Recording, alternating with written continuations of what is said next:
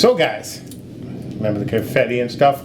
This is going to be the BSC Magic presentation, and I know that pretty much all of our backers who are listening to this have been eagerly awaiting this presentation. But a little bit of business first. Very simply, today, or for this presentation, the magic word, of course, is going to be awesome. So, when you hear me say that word, from now on, during this presentation, I'll do it once,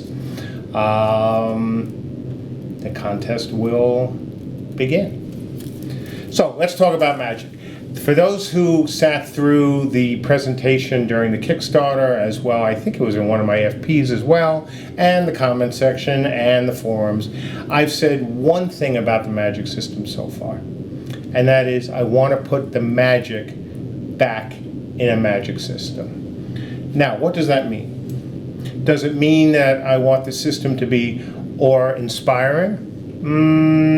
Actually, yes. Do I want it to be different than other games? Yes and no. And every time I say yes and no in the studio, by the way, people get very angry at me, because that's become unfortunately, one of my favorite expressions these days.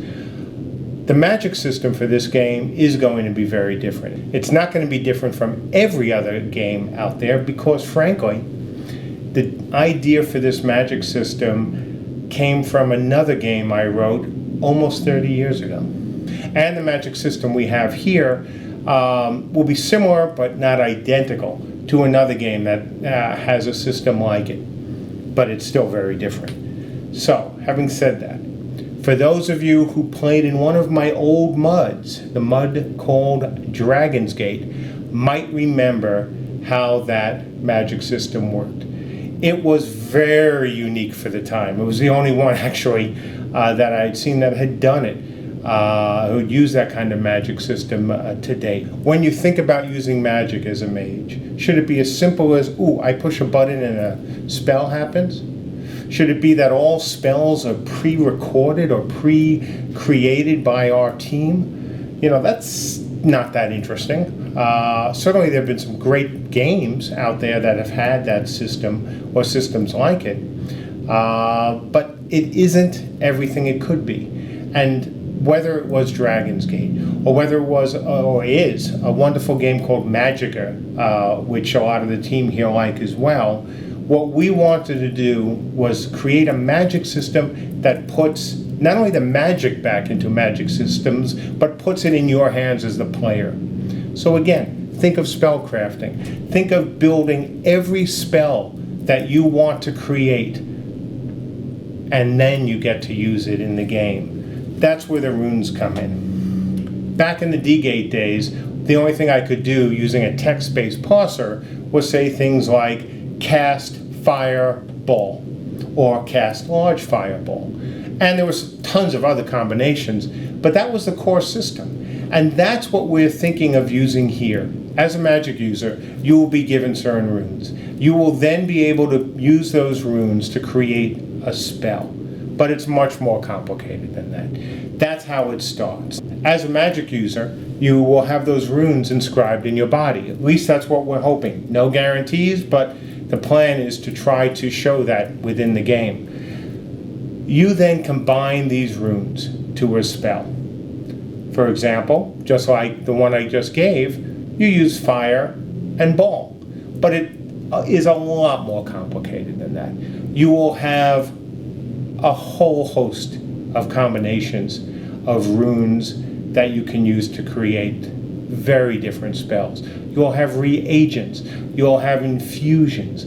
You will be able to create these spells to give you, I don't want to say unlimited because that would be silly. I don't even want to say tens of thousands of combinations, but you will be able to create a ton, because I think a ton is less than tens of thousands of combinations. You will be able to, as a mage, sit down and work on these spells, perfect these spells. And that is where I think the beginning of putting magic into a magic system starts. So, you've decided to play one of our mage classes in the game. What happens when you start? You're given a spell book. Remember spell books? They used to mean a lot in games. whether it's pen and paper games or RPGs. Well, they're going to mean a lot again in this game, because the spellbook really is the heart of being a magic user. All your spells are inscribed in it, of course, but it's even more than that. We are actually hoping to make the spellbook sentient very much down the road, of course, not at launch, because frankly nobody will be that powerful at launch. But the spellbook will be more than just a simple spellbook. Your spellbook will at a minimum level up, get more powerful as you get more powerful. You may be able to buy different spellbooks from your crafters as well, because we want to obviously, keep the crafters busy. And as always, we have to, draw analogies between the classes. So as our warrior types have to upgrade their weapons, as archers may have to upgrade their bows and their arrows, well, mages will be upgrading their spellbook. So, you're given a spellbook, you're given some runes. Now what? Well, you have to practice a spell. And how you do that? You put the runes together. You put other elements of this spell together, and you practice the spell. Does it work? Does it fail? You'll find out, and when it does work, and when you think you have at least mastered a basic level of it, you can then put it into your spellbook. Once it's in the spellbook, you then have to charge it. How do you charge it? You charge it by, well, let's say putting your life force into it, your essence, your blood. Yes, I did say blood. Now, we're not 100% sure about this mechanic, but we are trying it because after all, batshit crazy. We want to try something different. The whole concept of this game is not to make an MMO like everyone else's. And we think by starting with this type of a magic system and by trying to use something other than mana as the basis for this system, that gets it off to an even better start. So yes, young mages, you are putting your own blood in to power these spells and your spellbook. But does that mean you'll have to die to power these spells? Of course not. But does it mean you'll be weakened? Absolutely. And that's the point of having the spellbook. Because after all, in combat, if you had to use all your blood to cast a spell, well, you would be dead very quickly. But if you power your spellbook, you then can go out and cast spells via the spellbook. That's where practice comes in. Because as you perfect your spells, as you become better and better with your runes, you will unlock other runes, and you will unlock other reagents and infusions, which will allow you to make these spells more powerful, or to make different spells. Again, think of all the combinations you can put together. You can make a small fireball, a large fireball. You can make ice storms. You can make all sorts of things happen. And that's just with the basic runes. And that's when we get to infusions and reagents. If all we could do with this system was combine a couple elements, it would be kind of boring. It wouldn't be anything all that special. It would be a bit of a cheat, because we'd be saying how this is such a different system, and it really isn't. It is very different, because that's where, again, infusions, reagents, and other things come into play. So one of the things that you'll be able to do as a mage is obviously work with these great and powerful forces. But these great and powerful forces, whether they're elemental based, such as fire or water, or hell based, for example, for our hellbound, these forces will also interact with other things that can be found in the game, whether it's minerals, whether it's things like gold or diamonds that our miners, our crafters will be digging up, whether it can be herbs or other things that can be found in the world. Those will also be used in spells, and those will also allow you to craft and create very different combinations. So it isn't as simple as simply going, again, cast fireball or cast a large fireball. No, it's much more complicated. And where a lot of that stuff comes in is in another system, which, we don't have a great acronym for it right now, but after all, everyone loves acronyms. But what it is the core of one of the things that makes this system different from each other. And that's how spells in this game interact with other spells in this game. So the interaction between magic in this game and either other magic or the players is one of the things that really sets it apart. Again, it would be very simple to have magic spells. All of these games have it. But what you need to think about as a player when you're considering being a mage and considering how this system is going to work is to think of these spells as more like other beings. It's more like not pets or NPCs in that sense, but as these creatures, these things that live in the world for maybe a very short period of time. And what does that mean, and why should you care? Because that's going to allow us to have a level of interaction between these spells that is incredibly unusual for an RPG or MMORPG. So let's take an example of a fireball and an ice wall spell. So you've thrown up an ice wall spell to protect you and your teammates. So those dirty, nasty Arthurians, they're getting ready to throw a fireball at you. So the mages throw the fireball. The fireball goes through the air, it strikes the ice wall. Now, in a very simplistic system, the ice wall could just vanish. Is a fireball more powerful essentially than the ice wall? It's more complicated than that. Let's say that the fire plus the ice combine, and maybe they create steam. Okay, that's not so bad. But now here's where it gets more interesting. So let's say that steam is created, and then those rotten, stinking, terrible Arthurians then cause a wind spell to start. And they take the wind spell and they throw the wind spell at the steam that has arisen. And that pushes that steam back onto the noble Vikings. And the noble Vikings end up in a 300-degree sauna bath. Well, some of them might like it, but for those who don't, that could damage them. On the other hand, maybe the Vikings, as clever as they normally are, see that happening and they create a wind spell to then throw that steam back on another set of players, maybe from the TDD, who happen to be attacking them too, and they get covered in steam. So that's the kind of basic interaction, but we want to do even more with that. So let's say, again, we go back to the ice wall and the fireball. So the ice wall is starting to fall. The mages have been throwing fireball after fireball to weaken it. Well, the Vikings now, they get together and now support the ice wall. Again, don't think of this as just a spell. Think of this as a creature. So you are essentially healing the ice wall with other spells. So if the Vikings are pumping it up, the Arthurians are trying to take it down.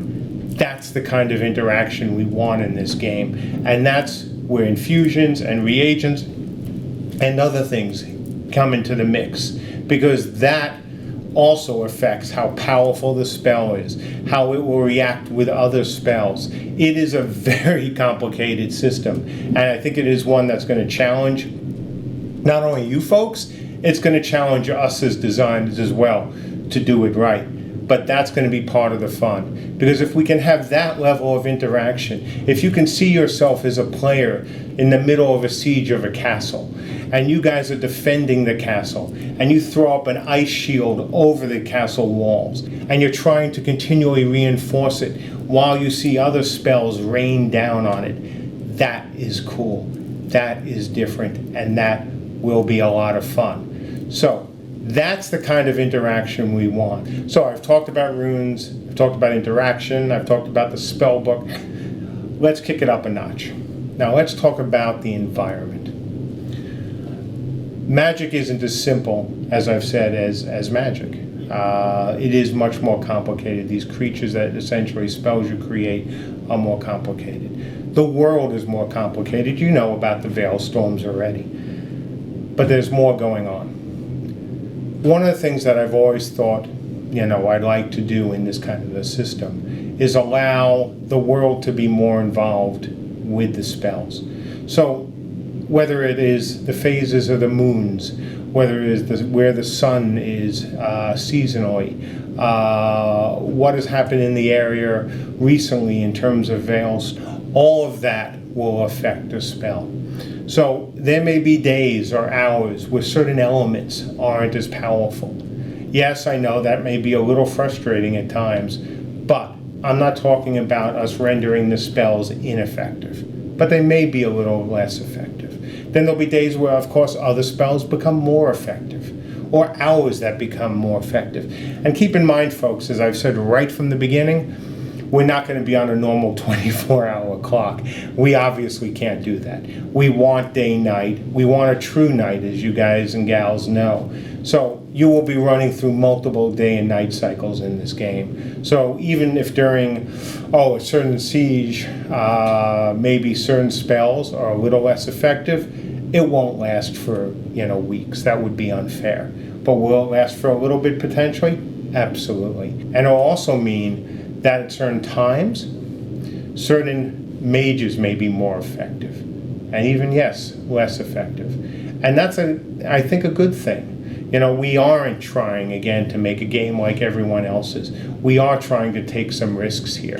And we think it's going to work. And to make it work, we have to meet the challenges as designers, and you do as players, to give it a chance, to try something different, to try something, yes, a little BSC. And yes, there'll be times when you're standing on top of your castle and you see the changes of the moons and you go, oh damn, this is the time to expect those lousy, horrible Vikings to attack my wonderful Arthurian keep.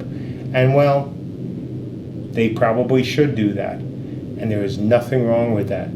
That, I think, will be one of the things that helps separate this game and the system from everything else out there. So, talking about the magic system and the runes, talking about the spell books, talking about the interaction between these spells is one thing. But what is it really like to play a mage? Now, what is your day-to-day experience going to be like? Well, as I've said with the spell book, part of your job as a mage is to learn these spells, to practice these spells, and to inscribe them in the book. So let's say you start off, not every day, but you start off a lot of your days by inscribing the spell book. How long is that going to take? Well, not very long, because that would be really boring. But you do have to inscribe it. You do have to put power into the book. So once you put power into the book, you're ready to go. I mean, you do have to recover, of course, but that's not going to take, a week. It's not going to even take a day. That would be horrible. There is some downtime. There always has to be downtime. And as you guys know who have backed our Kickstarter, we've been very clear that we do not want a system where mages can throw all the magic they have in there, whether it's spellbook, pouch, whatever, and then sit for 30 seconds and then be fully powered up. That would be disastrous for our game. And we have said right from the beginning that that won't be our system. So, you've now inscribed the book, you've rested for a little bit, and you're ready to go face the world. Now, one of the things you guys might be thinking is, oh geez, am I going to have to repower the book after every fight? No. That is not the intent either, because that would also be kind of boring. There'll be you will have enough uses to be able to do more than just go out, attack another player, because after all, we don't have rats that you need to kill to get a quest. You will go out, you'll have a fight, maybe you'll have a couple of fights, maybe you'll even have more, depending on how powerful your spell book is, before you have to, recharge, your spells.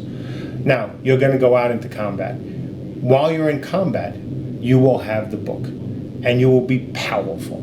And that is something that I cannot be more, strident about.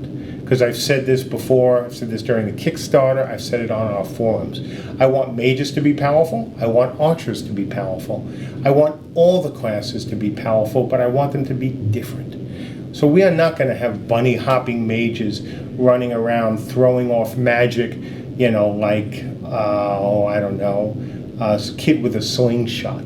Your spells are going to take time to cast. We've been clear, whether they are in a spell book or they're cast otherwise. there aren't going to be a lot of instant casts. Those are going to be incredibly limited. You will not be able to be very mobile while you're casting spells. Might you be able to walk slowly with certain spells? Maybe. You certainly will not be able to run. And then when you get to casting the really big spells, yeah, you need to be rooted. I guess in theory you could try to walk, but you might not like what happens. Because yes, there will be spell backfires, there'll be critical hits, there'll be critical misses, there'll be all sorts of mischief that can happen. Oh yeah, I forgot to mention earlier. Speaking of mischief, I forgot to talk about the Veil Storms. You can set off a Veil Storm. Now, do I mean you as a player, individually? Not likely. But during certain large sieges or long-term sieges, during certain special times in the world, can small Veil Storms be created accidentally by the amount of magic in the world, especially in an area? Absolutely. Your power, your ability to cast these spells comes from the Veil Storms. And by bringing it forth into the world, by when all you mages get together and are casting these things, can you then create one on your own that you probably don't want? Absolutely.